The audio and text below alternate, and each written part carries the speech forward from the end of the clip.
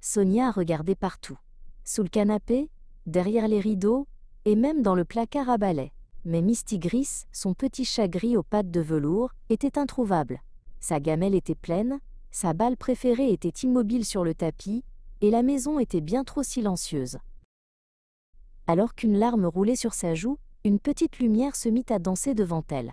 La lumière agrandit doucement pour devenir un petit fantôme sympathique et transparent. « Bonjour Sonia », dit-il d'une voix qui ressemblait à un léger carillon. « Je m'appelle Lumi.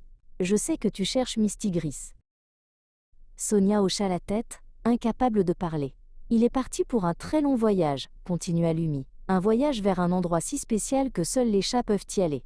Il ne peut pas revenir, mais je peux te raconter où il est. » Lumi expliqua que Mistigris avait suivi un chemin fait de rayons de lune. Il n'était pas triste ou effrayé. Au contraire, il a joyeusement chassé des papillons faits de poussière d'étoiles tout le long du chemin. « Il est arrivé au pays des étoiles filantes, » murmura Lumi. « Là-bas, les rivières sont pleines de lait crémeux, et les champs sont faits de la meilleure herbe à chat. Les pelotes de laine roulent toutes seules pour jouer à la poursuite. Dans ce pays, les chats n'ont jamais froid et n'ont jamais faim, » dit Lumi. « Ils peuvent faire la sieste sur les nuages les plus doux, et leur ronronnement se transforme en nouvelles étoiles qui scintillent dans le ciel. »« Alors, il est heureux ?» demanda Sonia d'une petite voix. « Oh oui !» répondit Lumi. « Il est très heureux.